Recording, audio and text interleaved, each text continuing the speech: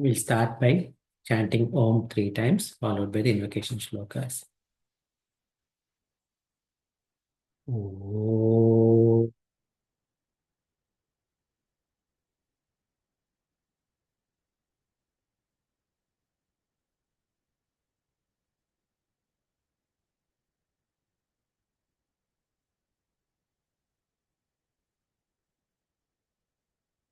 Om. Om.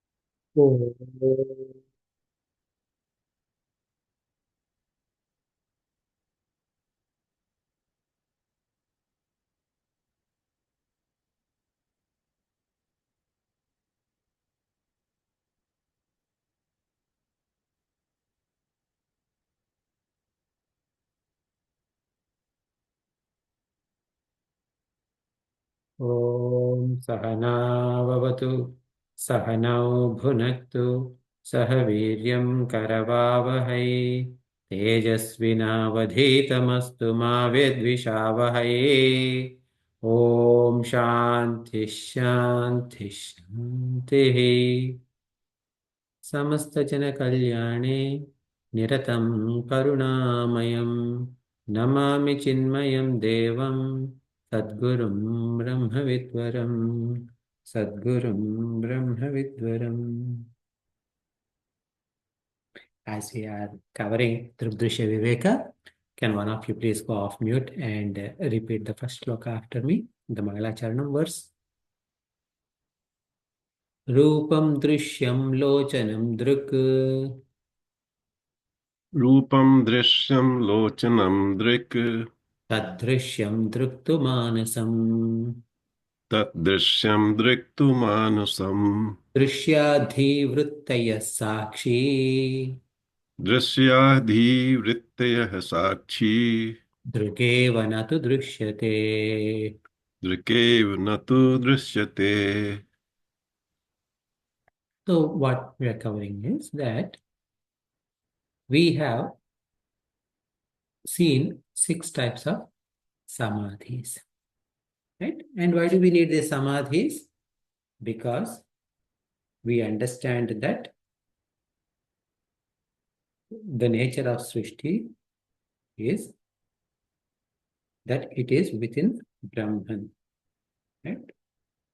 And this Srishti is nothing but Nama and Rupa Prasarana, movement of a flow of Nama and Rupa, a continuous relay of them. So then what is the truth? The truth is Asti Bhati Priyam Nama Rupa Ischa Panchakam Adyatrayam Brahma Rupam Tatodvayam Jagat Rupam. So there are 5 components to anything. Asti Bhati Priyam, Nama and Rupa. First 3 are Brahmans, last 2 are Jagat. Given this, what is the problem? The Vikshepa Shakti of Maya is projecting this Nama Rupa, and Avarna Shakti is shifting our attention from Asti Bhati Priya and only showing Nama and Rupa. This is happening in outside world as well as inside world. Inside world, what is the Avarna Shakti doing? It is erasing the difference between the Sakshi, the real seer, and the seen. Everything else other than Sakshi, which is all the Stula, Sukshma, Karna, Shariras are all. I mean, Karna Sharira is not really seen, but Sukshma and Stula Shariras are all seen, but we are thinking that it is we. Okay, even sometimes we also identify with Karna Sharira also as I am a papi or I am a punyatma, like that. So It is it is veiling the difference between these two. In outside world,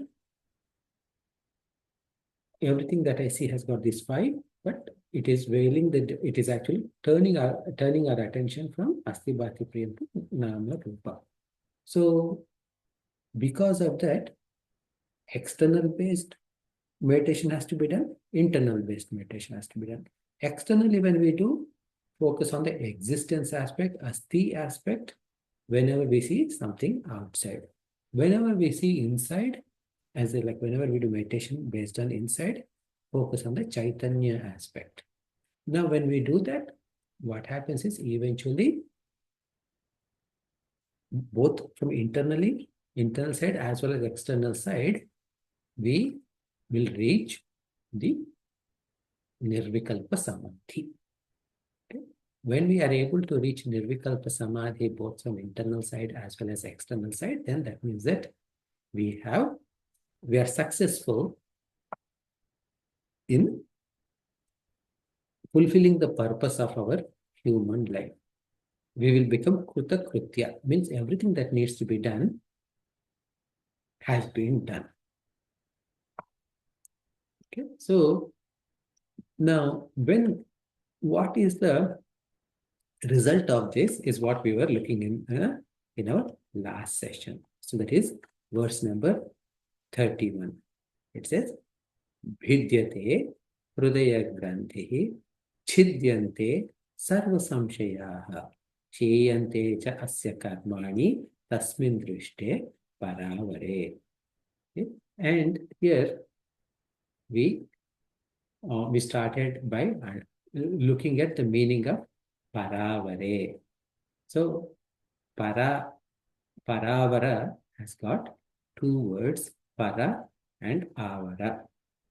Now, what happened is this Tasmin Drishte Paravare, it is in Sanskritam, it is called as whenever we use certain styles, like in Sanskrit, it is called as the prayoga. Okay, prayoga means a particular format, a particular style is used. Okay, then it means something. So here, Tasmin Drishte Paravare, this is called as Sati Saptami. Okay, Sati Saptami Vibhakti. It's a technical term. What it means is what it indicates is when that happens. Okay, what happens? Tasmin Drishte Paravare, everything is in Saptami Vibhakti. So Saptami Vibhakti means when. So in this particular case, when that happens, so that means the Drishti, the experience is Para and Avara. So Para, we said, refers Para and Avara. Sorry. Para reference to Paramatma, or the Adhisthana for entire Jagat, which is Satchitananda Swarupa, Brahman, etc. Avara refers to the closest thing to us. Okay, so now what is the closest thing to us is whatever the central piece of my existence, whatever is the closest without which I cannot live, is Avara. So my body is closer to me in the first brush. Okay. However, when I am asleep, I don't experience my body. And if I'm dreaming, I may have a different body. My mind is working, but in a different domain or different plane of existence. This mind is working. So my mind may be closer to me because it is there even in dream, but it's a different version of mind, but it is still the mind. Now, when I'm in deep sleep, even that mind is not there, body is not there. Yet when I'm awake, I know that I slept.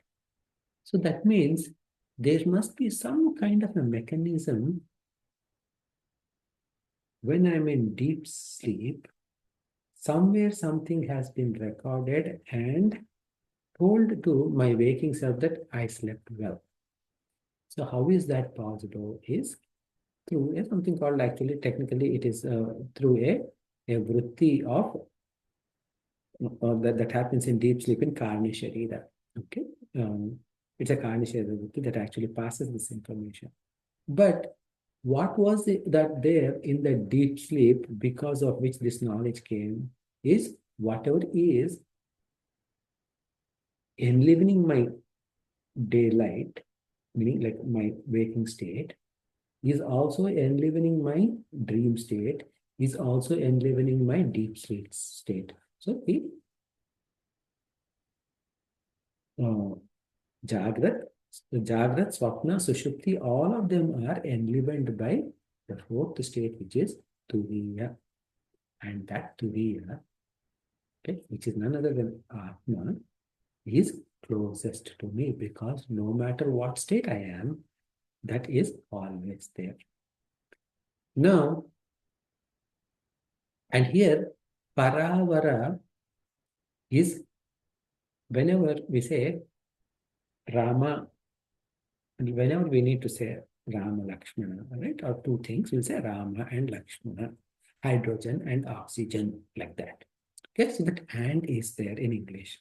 Now, similarly, its equivalent is there in every language. For example, in Hindi, we'll say Ram or Lakshman, Ram or Sita. So the out is there to indicate the duality, dualness.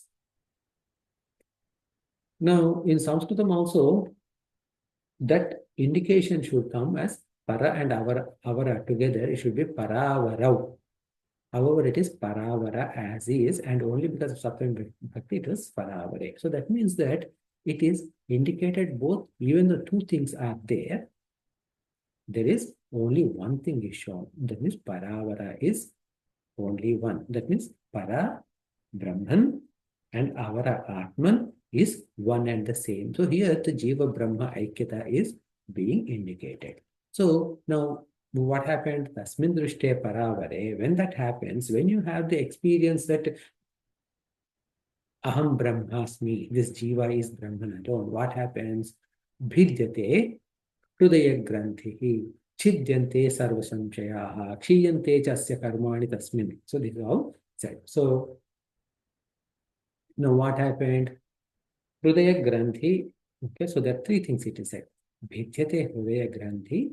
Chidyante Sarva Samshayaha. Kshiyante Asya Karmani. Okay, so now Bhidyate means, okay, cut off. Okay, cutting down. Cutting down of what? Hridaya Granthi. Okay, so here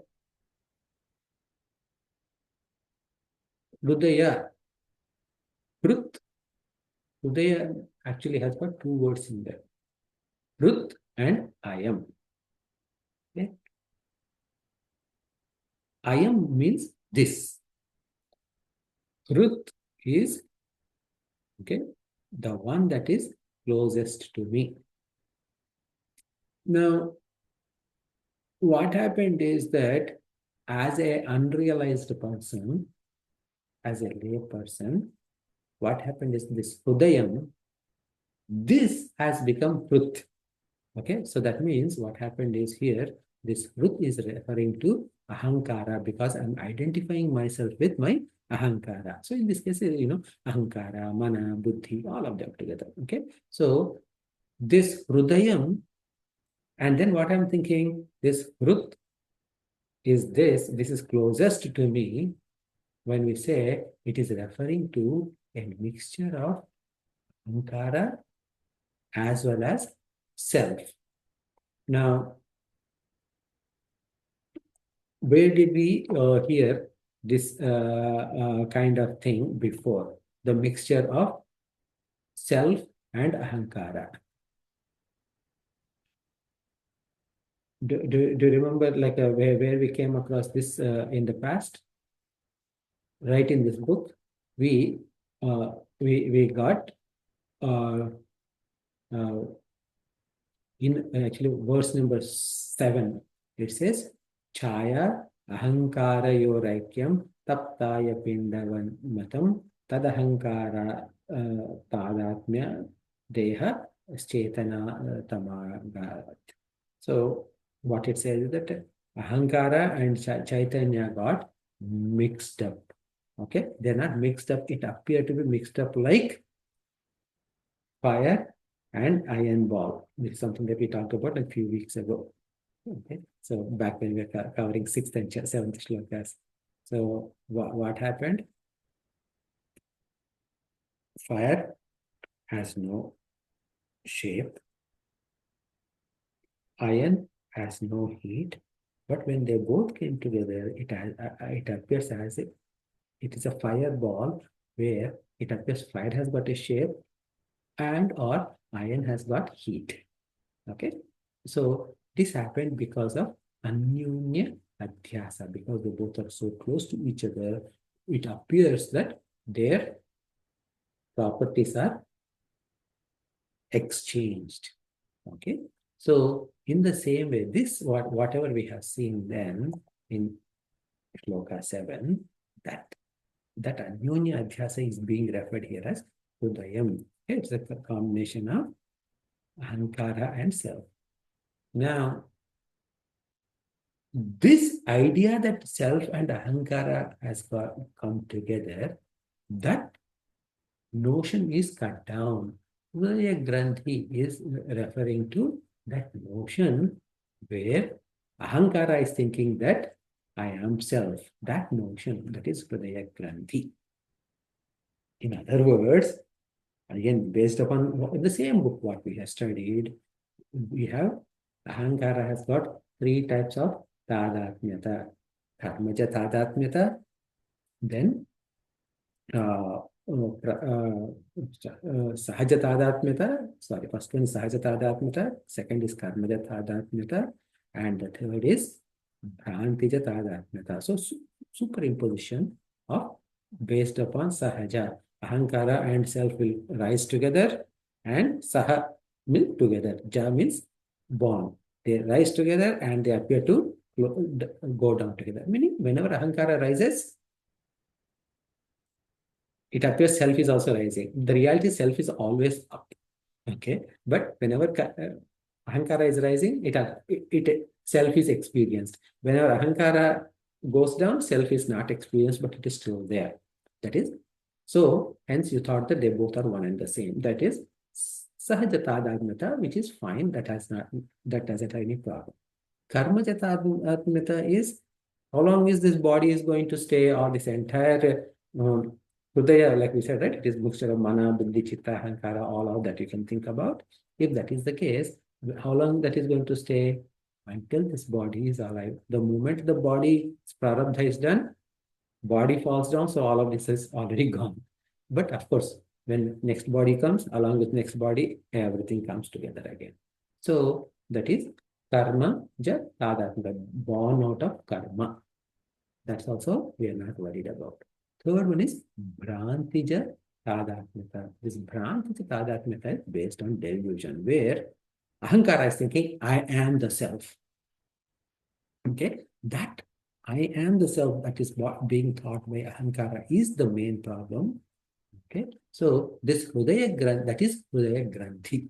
Okay, Ahankara thinking that I am self is the problem, and that is cut down. Bhijyate Hridaya Granthihi. Okay, means that Ahankara is cut down. That idea is cut down. This is what we call as, when is it cut down? Tasmin Drishte Paravare. When I understood that para and avara is one and the same. When that vision is there, when that aparokshanubhuti, meaning my direct personal experience is there, that is when this Hridaya Granthi is removed. Chidyante sarva samshayaha. Okay. Chidyante. Chidyante means all doubts, okay, are destroyed. Okay. Now, what do you mean by all doubts are destroyed? What happens is, whenever we say there is Brahman, I understand that there is some Brahman. And my teacher also said, Brahman cannot be seen. Okay? My teacher also told me that Brahman cannot be felt. Okay? Because it is not an object of mind. It is not an object of intellect either. So Brahman cannot be seen, thought about, felt about. Achintyam. Okay? Agocharam. Achintyam is I cannot think about it. Agocharam is I cannot see it. Okay? Avyaktam, it is unmanifest. In that case, based on faith, I think that yes, it is there, it is there, it is there. But is it really there? I'm not really sure. Okay. So if I'm not really sure what is Brahman, if it is there or not, this Jivan Mukti, Videha Mukti, all of them seem to be confusing. Is it really Jivan Mukti? How do I know a person is Jivan Mukta? I can say you are an engineer because you have a degree from a particular university, a reputed university, that you are an engineer. I know that you are a doctor because you have a degree from a reputed university that you are a doctor, and then you also passed board certificate examinations to practice the medicine. But for a Jivan Mukta, what is the qualification? There's nothing that I can really pinpoint to. Of course, Bhagavad Gita, etc., they all talk about several characteristics of Jivan Mukta. I can look at them, but I don't know if this person is faking or real. Okay? So these kind of questions can never be 100% answered unless I experience directly on my own. Okay. Why is it so difficult? Simple thing. When I don't have an experience, forget about Brahman. Even day-to-day experiences are also difficult to explain. For example, now in India, this honeydew melon is available. But when I first came to US in 90s, that's the first time I saw honeydew melon here, and I did not experience honeydew melon before. Now, if you need to tell, okay, how does honeydew melon taste? It tastes sweet. How does cantaloupe taste? It tastes sweet. Watermelon also tastes sweet. How do you, if you need to explain to someone who never ate honeydew melon or he did not see honeydew melon, how is it different from cantaloupe? Can you explain how the sweetness of cantaloupe and the sweetness of honeydew melon are different? I'm not talking about the color or texture, but the sweetness. One has to taste it, then only they will realize. Yeah. Because it's very close. Yeah. Yeah. So no matter how much I put my effort, that person won't get it. Okay. And the moment it is tasted, all questions are gone. Okay. Similarly, the teacher who has experienced Brahman, no matter what he or she is saying, I still will have questions. Only when I experience this Brahma Tattva, then all my questions are gone. Until then, our questions are never gone.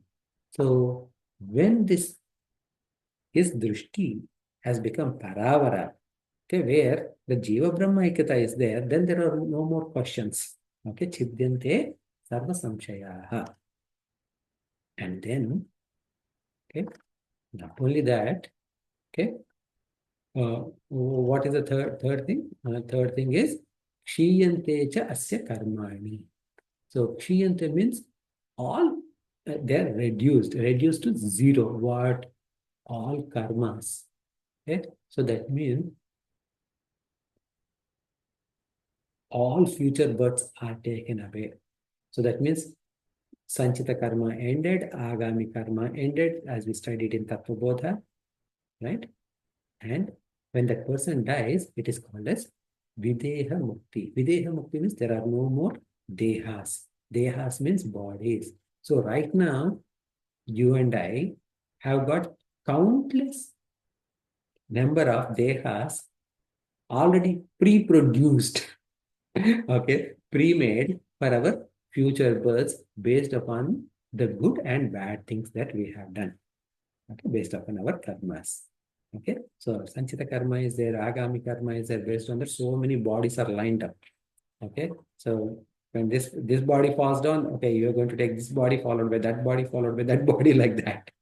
Okay, so now Videha Mukti, the moment the jnana comes, all those bodies are burnt away. There are no more bodies. Okay, why? Because all the Sanchita karma is burnt, all the Agami karma is burnt. Prarabdha karma is there, but not for this person, because there's no more jivatva for that person. Only Prarabdha karma is there only for that body. So as long as that body is there, that body has to experience those Prarabdha. For that person though, whether the body is experiencing that Prarabdha or mind is experiencing that Prarabdha, he has nothing to do with it. He or she who is Jivan Mukta, they just are free from those uh, ups and downs, those Stula Sharira or Sukshma Sharira goes through. Okay, so that is why it is Kshiyante Sarva Karmani. So with this is, then what happens? That person is liberated, of course. Now, with this, the primary text of Drg Drsya Viveka ends. Okay? Because the author has told us what is the problem, right? I mean, what is the problem and what is the solution? All of that is given. So now there is this in this 31st verse, this para and avara is thrown, right? This word paravara is thrown, which is indicating Jiva Brahma Aikyata. So Jiva Brahma Aikyata, that's fine. Let me tell you a story. Okay. Did you hear the story of Virochana and Indra as explained in Chandogya Upanishad? No. In Chandogya Upanishad, there is a story. So even in Upanishads, there are stories. Huh? Okay. So in this story, what happens is Prajapati meaning the creator, once proclaimed that Brahman is ever living, it is beyond death, and that has to be known. Okay? One who knows Brahman becomes immortal. That's what Prajapati claimed. When it is claimed, when he claimed, all the Rakshasas and Devatas were there. So the king of Devatas, Indra, heard that. The king of Rakshasas at that time, Virochana. Virochana is a son of Prahlada. Prahlada was son of Hiranyakashipu. Okay, and to save Prahlada from Hiranyakashipu, Lord Vishnumurti has taken the avatar of Narasimha Swami. Okay, so that Prahlada's son Virochana was the king. So both Indra and Virochana thought we should know about Brahman. So they both reached to Prajapati, because Prajapati is the one who said Brahman alone has to be known. knowing Brahman, one will attain immortality. So they both went and approached Prajapati and said, Guru, you told us something about Brahman, please teach us. So he said, fine, stay with me for 36 years and then I'll teach you. I'll let you know what Brahman is. So they both served for 36 years.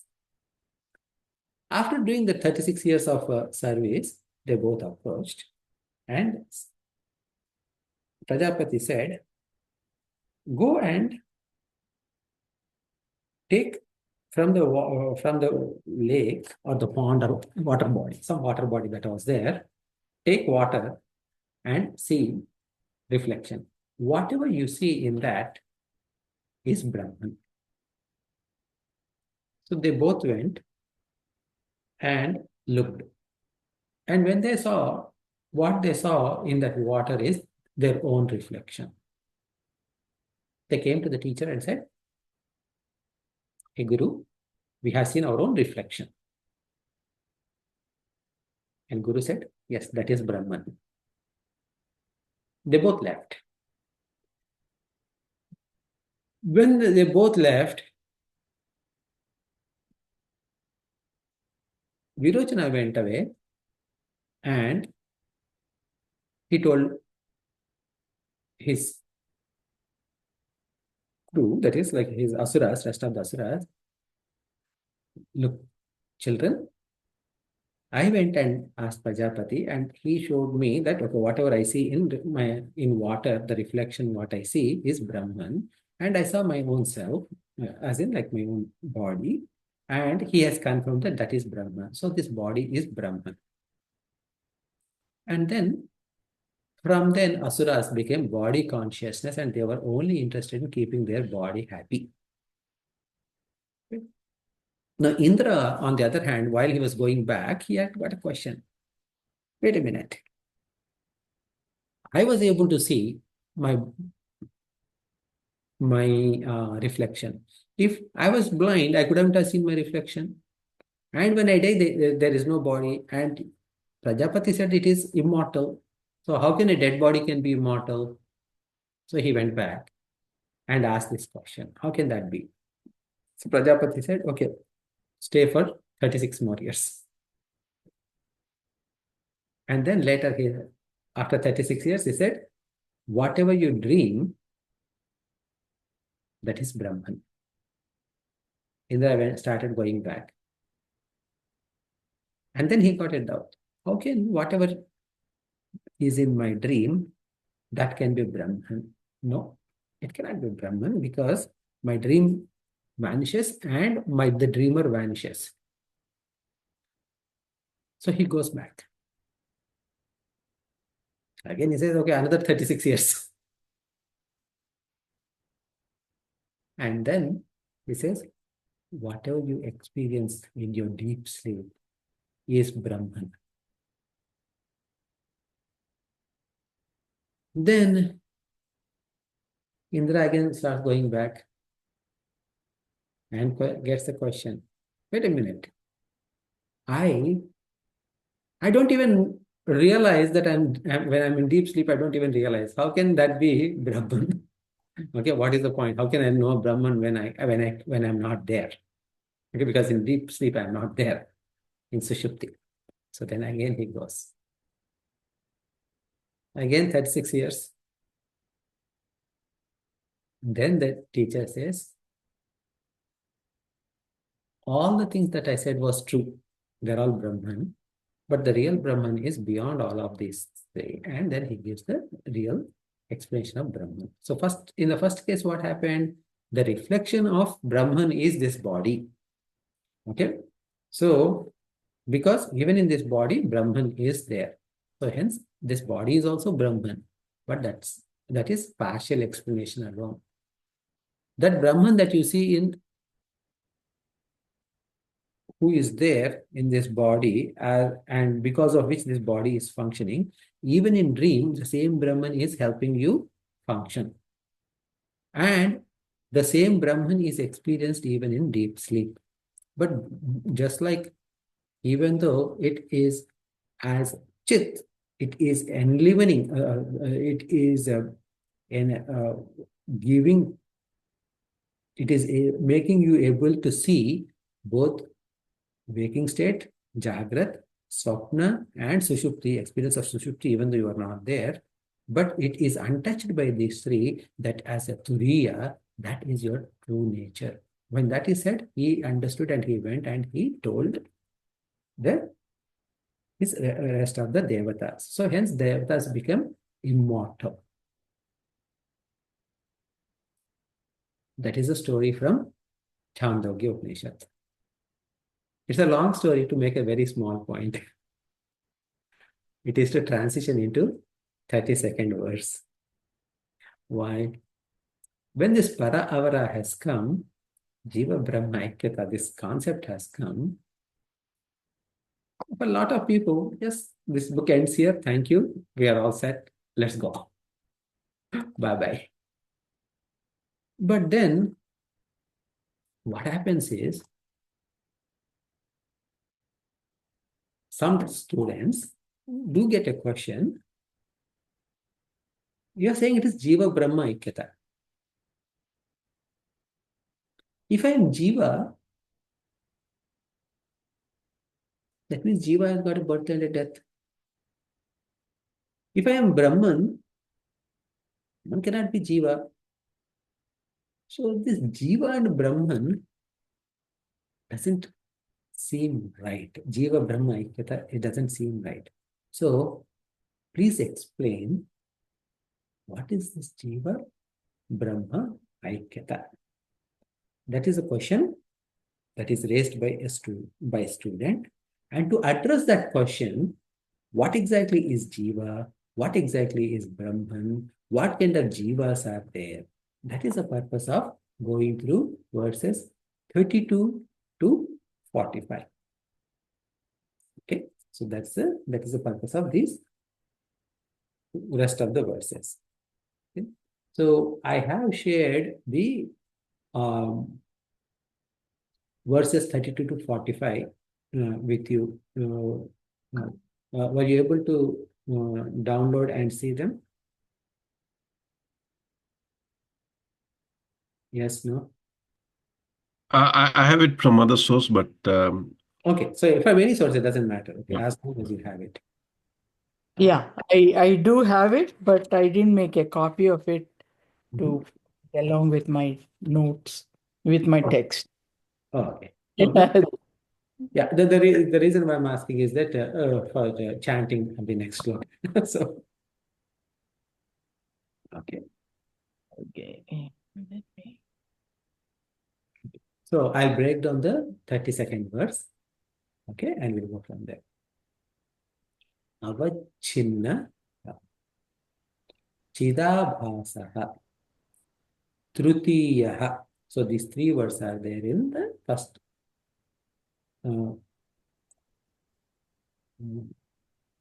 These three words are there in the first one. Okay. Avacchinna Chidabhasaha Trutiyaha. Together they become Avacchinna Chidabhasas Trutiyaha. Then second word, Swapna Kalpitaha. So two words, Swapna and Kalpitaha. Together, Swapna Kalpitaha. Next word is Vigneyas Trividho. That has got two words. Vigneyaha Trividhaha. Jivas Tatradhyaha. Okay, that word has got two parts again. Jivaha, it is three parts. Jivaha Tatra Adhyaha. Together becomes Jivas Tatradhyaha. Paramarthikaha. Okay. Paramarthikaha. So these are the word breakdown. So please, one of you, please go off mute and repeat after me. Avacchinna Chidabhasaha Avacchinna Chidabhasaha. Trutiya Swapna Prakalpitaha. Please repeat. I don't have the verses right away. Sorry.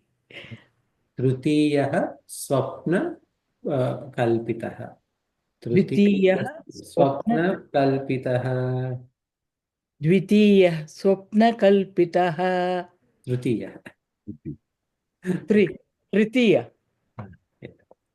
विज्ञेयस्त्रिविधो जीवः विज्ञेय त्रिविधो जीवः त्रिविधो जीवः तत्राद्यः पारमार्थिकः तत्रस्य पारमार्थिकः. So here the discussion started. So this is now we are shifting gears, right? So this is a new topic, a new. So what it is saying is that this jiva, jivastatradhyah, okay, vigneyah trividho jiva. Trividho jiva means there are three types of jivas are there. Okay. Because we only know jiva, we say jiva, but we don't know what this jiva is or how many types of jivas. Like we did not study them before. Did you, by the any chance, like you guys are exposed to this three types of jivas in the past? Okay. So there are three types of jivas. Okay. So now, what happened? Tatra adyah, okay, among them, tatra, among adyaha means first one, is called as paramarthikaha. Okay, so the first category is called as paramarthika jiva. So this is the first jiva. And what is its nature? Okay, so these three types of jivas. Okay, so the naming is done now. Paramarthika jiva for first one. Now, what are the three types of jivas? Those are listed first in the very first line. Avacchinna, chidabhasah, swapnakalpitah. These are three types of jivas. Avacchinna, chidabhasa, swapnakalpitah. I mean, these are three types. Okay, these are not the names, but the names of those jivas, but three types. So, avacchinna, okay.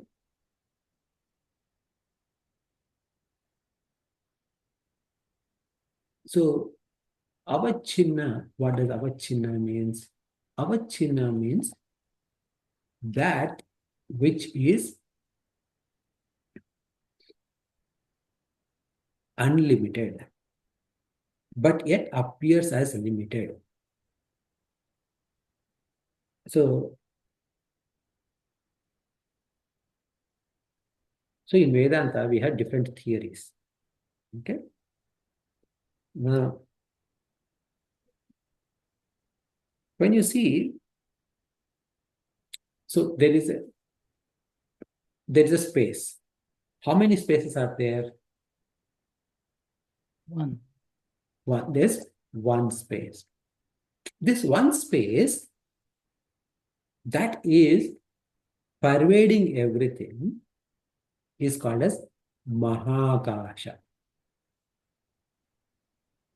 Maha Akasha. Akasha is space. Maha Akasha is infinite space. Okay. Now, what happened to this Maha Akasha? When there is a pot, okay, because in our old age, I mean, like in old age, not in our old age, but in the olden times, the authors had very few things to take analogy of. Okay, very few examples because of the simplicity of life. Either they use ghata or pata. Okay, ghata means pot. Okay, pata means picture. So in ghata, Okay, so that means if you take a pot, is there space in pot? Yes. Now, this pot, the space in the pot appears to be limited. Okay, so the pot is appear to be constraining this infinite space into a finitude. Even though the pot can never ever change the quality of the real Akasha, it appears to be it has constrained the overall space. Okay? So this is called as Upadhi. Upadhi means the one that is there closer. Because of the proximity, it appears to change the qualities of certain things. It's called as Upadhi. One example is, think about a, a crystal. What is the color of crystal? Clear. Clear is the color of crystal. Now, if there is a red light close to it, what is the color of crystal? Red. When it is changed to green, light is changed to green light, Green. green color. Now, when the light is turned off, what is the color? It'll be black, dark. No, the crystal, the color of the crystal. Now we turned off that light. Okay, it is still there. It is there. Okay, what is the color? It'll still be clear only. It is clear. So now, when there is red light or green light, did the color of the crystal change at all? No, it was basically a reflection. Yeah. So even when there is red light, even if the crystal is appearing red, the color of the crystal is still clear alone. Okay. Even when there is green light, the color of the crystal was clear color alone. So, however, it appears to be different. Okay. So then this light is called as Upadhi. Okay. Because of Upadhi, it appears to be different, but it is not really different. It did not ever change. Okay. Similarly, this Ghatakasha, this Akasha, the space in the pot appears to be constrained by the size and shape of the pot, even though the space inside the pot, what we call as Ghatakasha, is same as space outside the pot, called as Mahakasha. Okay. So this idea, this explanation of both spaces being one and the same in Vedanta is called as Avacchinna Vaada. Okay, Avacchinna means one that has unbroken. Okay, one that is unbroken. In this case, what is unbroken? Not the pot. We're talking about the space is unbroken. If you break the pot, the space in the pot becomes one with. The Akasha. But really, did it actually become one with Mahakasha? Ghatakasha did ever become one with Mahakasha just because the pot is broken? It was there already. It was already part of Mahakasha. Ghatakasha is already part of Mahakasha and it is indistinguishable from Mahakasha. However, because of the appearance of pot, it appeared to be different, but it was never ever separate from Mahakasha. So, the Jiva is never ever separate from Brahman. This is Avacchinna Vaada. Okay, this is based on Avacchinna. Now, what is this Jiva is called as? Paramarthika Jiva. Okay? Paramarthika Jiva. Now, second Jiva is Chidabhasa. Okay? This Chitabhasa is based upon the theory of reflection. Okay, it is called as Pratibimba Vaada. Pratibimba Vaada. Bimba means reflection. Bimba means point, a point. Okay. Pratibimba means reflection of that point is Pratibimba. Okay. Now, what is the example of this Pratibimba? Do you see the sun? Yes, I see the sun. Do you see the reflection of sun in a pond? In a still pond? Yes. Yes, I see the reflection of sun in a still pond. Now, I threw a small stone in the pond. Now, the pond has ripples. Now, I still see the sun, but this now the sun appears to is rippling. Okay. Now the same reflection I can probably see in slightly reddish color water, slightly yellowish color water, or any other reflecting surface. Right? Depending upon the reflecting surface that I am seeing, the sun appears to be different in each of those surfaces or on each of those surfaces. Yes. So what happened is, even though the sun is same,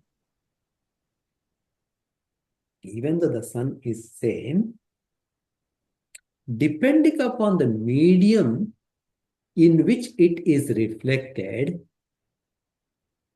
either the sun is appearing big or small or disturbed or still or reddish tone or yellowish tone or bluish tinge. Okay, like that, it is appearing differently. Who? The same sun. This is called as Pratibimba Vaada. Now, what made the quality of sun different from one surface to another surface is the nature of that reflecting surface.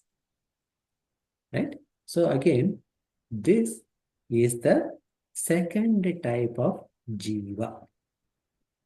Okay? Avacchinna, and then what was the second term that was used? Chidabhasa. This is Chidabhasa. Okay? Now,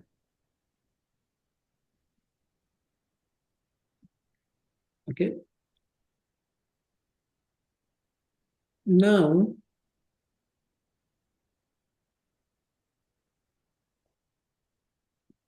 if you dream, if you remember your dreams,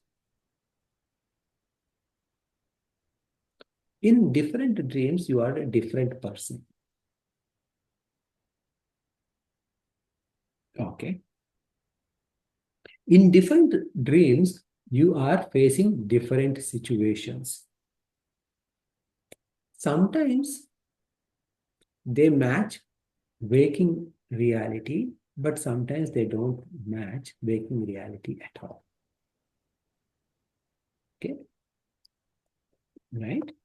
So sometimes you could be a king, sometimes you could be a god, sometimes you could be a cricketer, sometimes you could be running because there is a snake coming behind you. Sometimes, okay, something else is happening, something good is happening, something bad is happening, but none of them are true. Okay. But when you wake up, all of them are you alone. And what is the relationship between you and the you in your dream. You are same as that, but again, there's no relationship, right? The relationship between you in living, like, I mean, in daytime, right? While in waking world, and the relationship between you in the dream world is relationless relationship. Okay.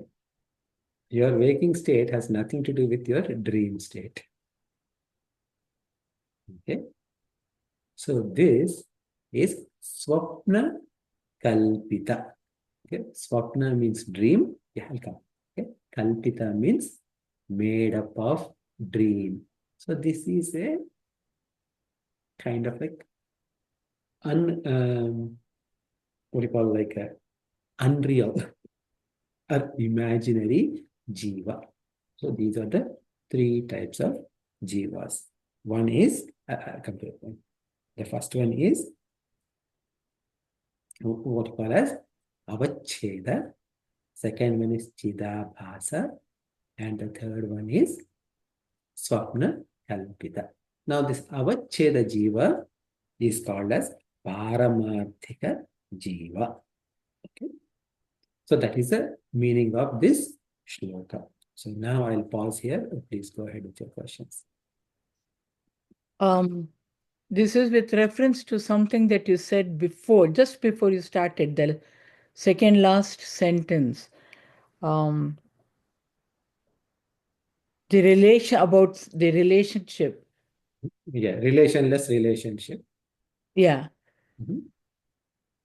So, but there is that you may not be you during the dream state, but at the same time, it is you who is dreaming, right?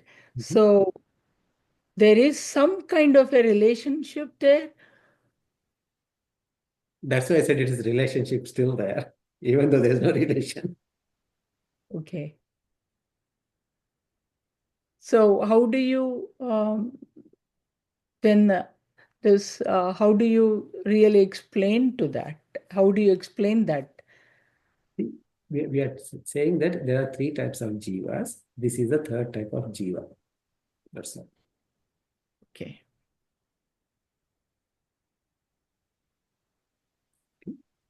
Okay. Any other questions?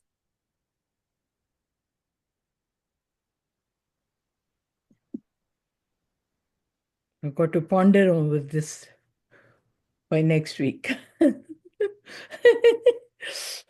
It's very deep, though it kind of, it's the first text as such, but so deep in its thoughts and expressions.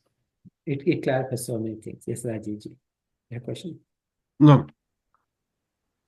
No No. question. Yeah, no, I too will have to relate to the verse and understand it again. Yeah. So, yeah, I mean, see, today, like what we did is that we covered new concepts. I mean, like you might have heard in other Vedantic sessions, but these are the, at least within among our sessions, these are two new concepts. One is Avacchinna Vaada, other is Chidabhasa. Okay, so both these are Pratibimba Vaada. So these two are new concepts. They think about a little bit more, because these are the two different ways that what happens is that Vedanta talks about these three all the time, but the beauty is Swami Vidyaranyaji, he brings all of them together and he relates how each of them are relevant or irrelevant. Okay, so where exactly they are relevant, those are clarified in this book. So that is why we are covering this portion of the book as well, as opposed to leaving at 31. Okay. So shall we close them if there are no additional questions?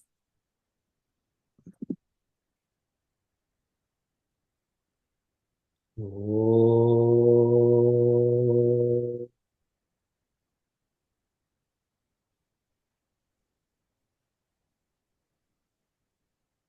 अतः पूर्णमिदं पूर्णात् पूर्णमुदच्यते पूर्णस्य पूर्णमादाय पूर्णमेवावशिष्यते। ॐ शान्ति शान्ति शान्तिः। हरिः ओम् श्रीगुरुभ्यो नमः।